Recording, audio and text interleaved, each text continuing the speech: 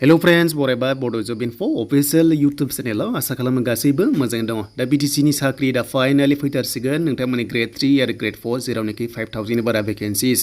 and बेयाव apply खालामबा नोंथांमोननि इम्पर्टेन्ट डकुमेन्ट्सआ मा नांगोन बेनि सायाव गोबां कुइसन सोंहरगासिनो दङ एन्ड बेनिफ्राय स्पेसियेलि बे भिडिअआ जोबोर इम्पर्टेन्ट जायनोखि गोदान केन्डिडेट्स एबा स्टुडेन्ट्स आरो जायफ्रा एप्लाइ खालामनो थायो नोंथांमोनाथ' मिथिखागौ एन्ड बेनिफ्राय बैसो फरायनाय हाबा जानाय जाय माबायदि फारागथि दङ बे जबाव एन्ड बेनि सायावबो नोंथांमोनजों डिसकास खालामगोन इनफरमेसन लाना फैदों जाहाथे जायनोखि गोदान केन्डिडेट एप्लाइ खालामनो सानदों नोंथांमोननि थाखाय जोबोर हेल्पफुल जागोन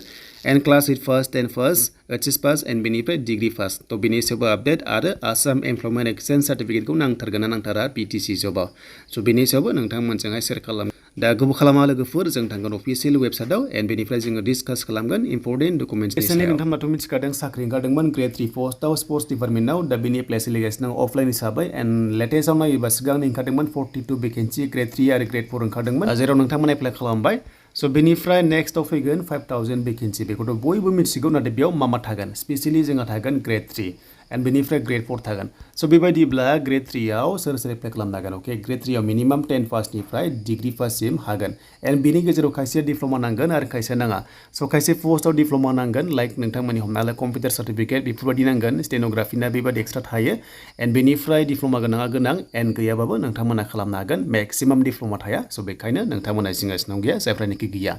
एन्ड बेनिफ्राय ग्रेड 4 दा ग्रेड 4 आव मिनिमाम 8 पासनिफ्रायनो हागोन जुदि नोंथांमोना 8 पास जाना दङबा दानिफ्रायनो सार्टिफिकेट दिहुनखा एन्ड बेयाव नोंथांमोना लोगो लोगो ग्रेड 4 आव खालामनो हागोन मेक्सिमाम क्लास 12 सिम एबा 10 सिम हानाय दायो कन्डिसन जागासिनो आसाम स्टेटआवहाय स' बेखौ नायबा BTC आवहाय बेसेबां नोंथांमोना खालामनो हागोन अके दा बेयावबो जेब्ला अफिसियेल नटिस फैयो अब्लासो मिथिसिगोन क्लास 8 पासनिफ्राय HS ना बा डिग्री पाससिम हागोन स' बिनि सायाव जेब्ला अफिसियेलि एनाउन्स खालामगोन अब्ला मोनगोन नाथाय क्लास 8 पासनिफ्राय HS पासआ ग्रेड 4 आव हाखागोन BTC जबावबो एन्ड बेनिफ्राय हाबा जानाय एबा हाबा जायो स' हाबा जानायनिफ्राय एप्लाइ खालामनो हागोन ना हाया गोबां कुइसन खालामो जायनाखि मेरिट नोंथांमोना साबस्क्राइबार्स नोंथांमोन दङ स' नोंथांमोना 100% एप्लाइ खालामनो हायो जेबो टेनसन गैया जास्ट नोंथांमोना भिडिअ नायबाय था आपडेट मोनबाय थानो दा बैसोआथ' मिथिखायो बयबो नोंथांमोना बैसोआ बयनोबो दङ जायनाखि आंनि भिडिअस नायग्रा नोंथांमोन दा बैसोआ 18 निफ्राय 45 इयार्ससिम सिभिल जबाव नोंथांमोना हायो ग्रेड 3 आनो जा बा ग्रेड 4 आनो जा अके एन्ड बेनिफ्राय बाथ्रा जाबाय नोंथांमोननि डकुमेन्ट्सआ गासैबो अके थानांगोन आरो नोंथाङा बेसेबां फरायनाय आसाम एमप्लयमेन्ट एक्सचेन्जआव अके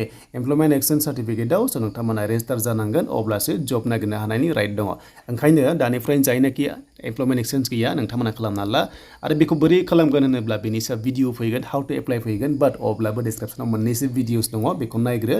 आधार कार्डजों नोंथाङा एप्लाइ खालामबा सानसेयावनो एमप्लयमेन्ट एक्सचेन्ज सार्टिफिकेटखौ मोनो एन्ड बेनिफ्राय नन आधार कार्डजों खालामबा नोंथांमोना एप्लाइ खालामनानै डाइरेक्ट नोंथांमोना सानथामसोनि गेजेरावहाय अफिसाव थांनानै फिजिकेलि डकुमेन्ट्स नोंथांमोनाहाय भेरिफिकेसन खालामजानांगौ आरो नोंथांमोननो सार्टिफिकेटखौ हरनाय जायो नाथाय जुदि नोंथाङा आधार कार्डजों खालामबा मेलाव फैखायो स' मेलावनो सानसेयावनो फैयो नोंथांमोना बेखौ मोननानैनो लोगो लोगो एप्लाइ खालामनो हायो अके जबावहाय दा जायखिजाया मिथिखाबाय नोंथांमोननि फरायनाय गासैबो सार्टिफिकेट दानिफ्राय रेडि खालामखादो BTC जबाव जायनाखि नोंथांमोना रेडि गैया एन्ड बेनिफ्राय रिसेन्टलि नोंथांमोना जुदि ओरैबायदि जागोन कन्डिसना हमना ला खायसे क्लास 8 पासनि दंमोन बेनिफ्राय HS LG रिजाल्ट मोनसिगोन बा HS मोनसिगोन अके अब्ला स' नोंथांमोना रिजाल्ट मोननाय लोगो लोगो एमप्लयमेन्ट एक्सचेन्जखौ आपडेट खालामना